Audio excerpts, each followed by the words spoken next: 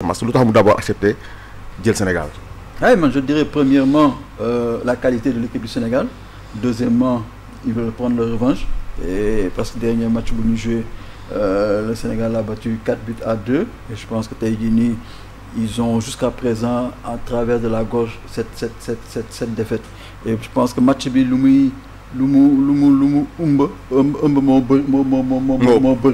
parce qu'il y a déjà, c'est un match de prestige. Deuxièmement, un match de revanche pour le Brésil. Troisièmement, un match de confirmation pour le Sénégal. Non seulement un match de confirmation pour le Sénégal, mais aussi un match que nous donne un signal pour les autres nations africaines, pour leur montrer que le Sénégal est là et le Sénégal vient en tant que favori pour la prochaine CAN. Pour la prochaine CAN. Lamine Mboup, est-ce que Sénégal, est-ce que ça risque, c'est pas risqué de prendre, d'accepter encore le Brésil? Est-ce que c'est pas sûr? On est à un mois et quelques de la CAN. Est-ce que c'est pas trop risqué? Vous savez, le Sénégal est devenu une nation grande, très grande au football. Le Sénégal a montré sa suprématie en Afrique et est en train de titiller les grandes nations européennes. Parce qu'aujourd'hui, aller gagner l'Angleterre en Angleterre par 3-1, c'est une revanche qui a été extraordinaire. Faire match nul contre l'Irlande avec une deuxième équipe. Parce que si vous savez, l'Irlande était une équipe qui jouait difficilement, qu'on pouvait jouer difficilement par rapport à leur contact physique.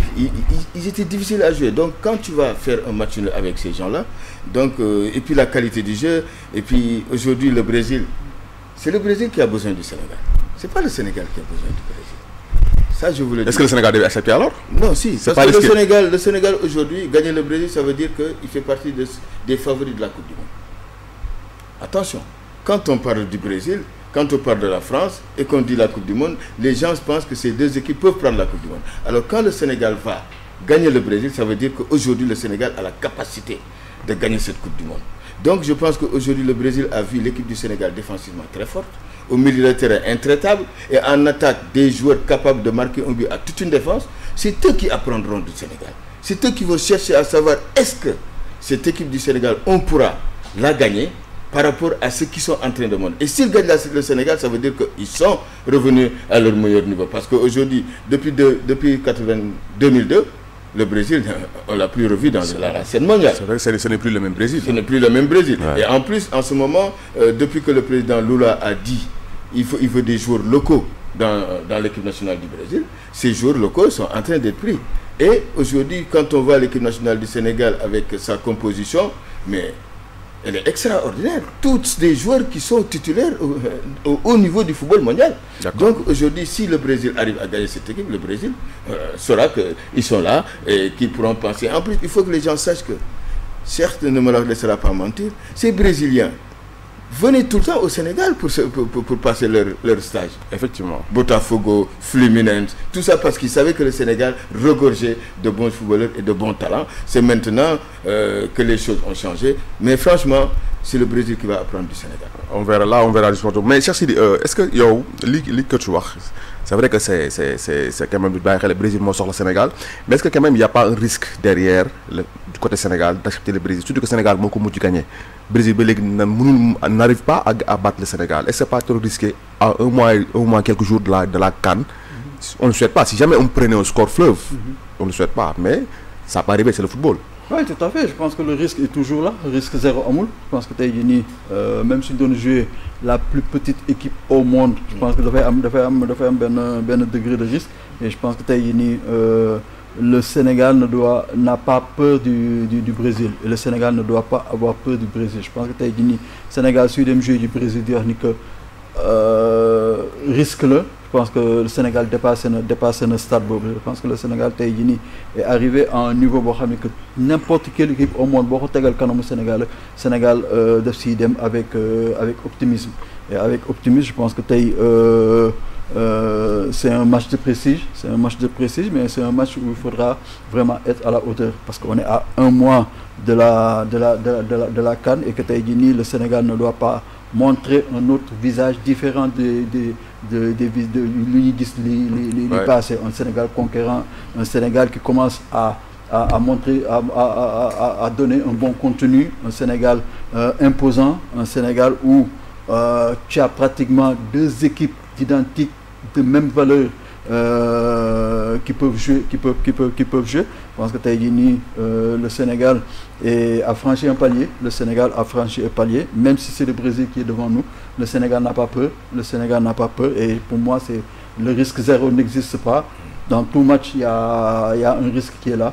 Mais Taïdini, je pense que c'est le Brésil qui a plus à perdre que le Sénégal. Parce que le Brésil veut prendre une revanche. Ils ont changé d'entraîneur. Il y a beaucoup de joueurs qui ont changé par rapport à la dernière confrontation. Et que Taïdini, je pense que c'est le Brésil qui est au dos au mur. Parce qu'aujourd'hui, samedi, demain, si le Sénégal bat encore le Brésil, ce qu'on souhaite, je pense qu'il y aura beaucoup de bruit. Il y aura beaucoup de bruit et surtout avec l'arrivée de Ancelotti. Je pense qu'il ne voudra pas d'une défaite contre le Sénégal. Mais le Sénégal est capable de battre cette équipe du Brésil, comme le Brésil aussi est capable de battre le Sénégal. Donc le Sénégal est capable, comme le Brésil également est capable. Donc on peut s'attendre à un match très, très serré, très équilibré alors. Très équilibré et peut-être même des matchs qui se décanteront par rapport à des situations individuelles. Parce que vous savez, dans le terrain de football, il y a des joueurs qui individuellement font la différence, qui amènent cette supériorité et qui amènent à ce que l'équipe adverse puisse dominer.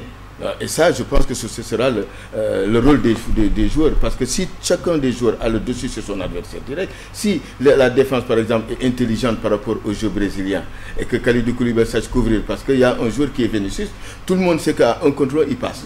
Donc, il y a une façon de travailler avec lui, soit l'empêcher de recevoir souvent les ballons, soit être en couverture avec Vinicius. Il y a un jeu que les Brésiliens font souvent, c'est-à-dire celui qui marque le but vient toujours de derrière avec des dédoublements de passe. Moi, je pense que si le Sénégal arrive à jouer ça, on a joué contre l'Angleterre. L'Angleterre, si on n'avait pas fait cette perte de balle, si vous voyez les buts que les Sénégalais ont pris, c'est sur perte de balle, avec cet excès de confiance. Lamine Camara contre l'Angleterre qui perd un ballon, contre le Congo, c'est Pape Gueye en voulant contrôler alors qu'il peut faire une raquette pour qu'on dégage, qui contrôle, on perd, Koulibaly qui couvre mal. Mais tout ça, c'est des choses qu'on doit revoir. Mais équilibré, parce que Cheikh l'a bien dit, toutes les deux équipes peuvent gagner. Effectivement. Toutes les deux équipes peuvent gagner. Mais aujourd'hui, on sait nettement que le Sénégal, si on regarde jour par jour, par rapport à l'Europe, le Sénégal a une suprématie sur le Brésil.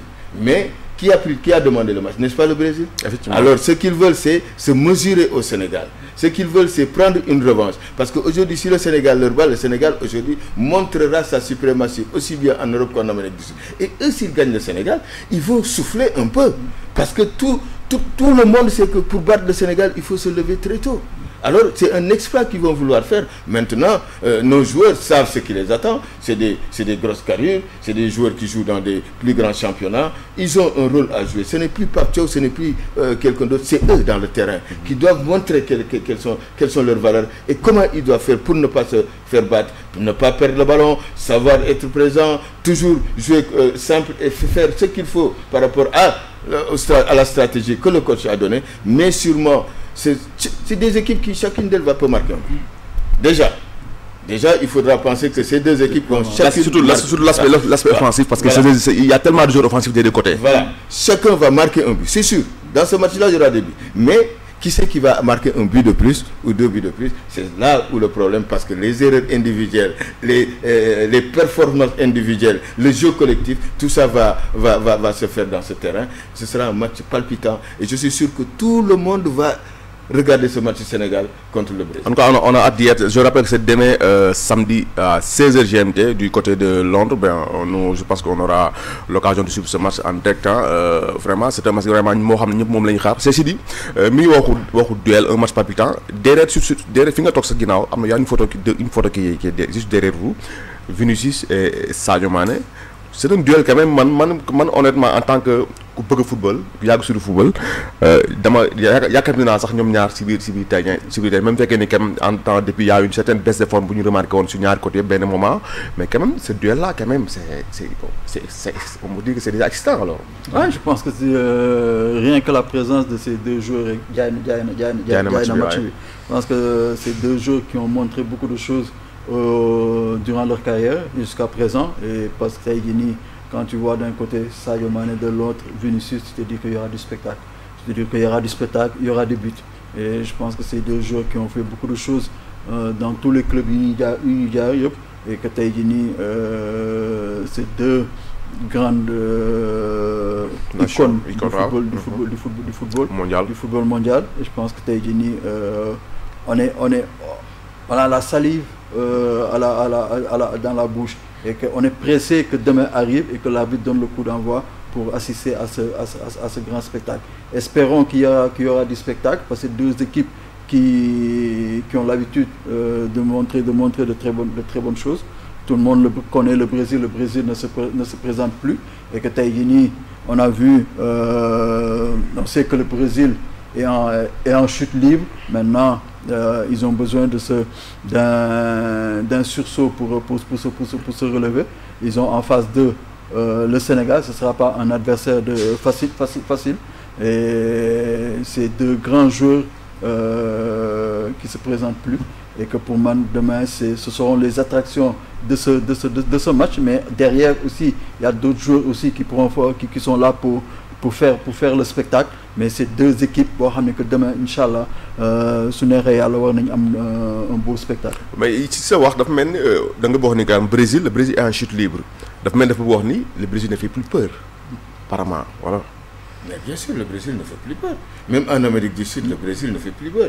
Quand on voit qu'ils ont été battus aux éliminatoires, le Japon qui gagne le Brésil pour 3-2, c'est quelque chose qui montre que le Brésil est en chute libre. Le Brésil qui s'est éliminé en Coupe du Monde pour un tir au but, attendez, ça veut dire que cette capacité technique, collective, individuelle qu'ils avaient, parce que le Brésil, ce qui faisait mal, c'est que tout le monde marquait des buts. Le Brésil de 82, pourquoi tout le monde l'aimait, c'est que tous les joueurs du Brésil ont marqué. Junior, Socrates, Falcao, est-ce que tu comprends, Zico, tous ces gens-là marquaient des buts parce que c'était un jeu qui déroutait toute une équipe. Mais maintenant, c'est par individualité. Par exemple, un Vinicius qui s'est créé le danger.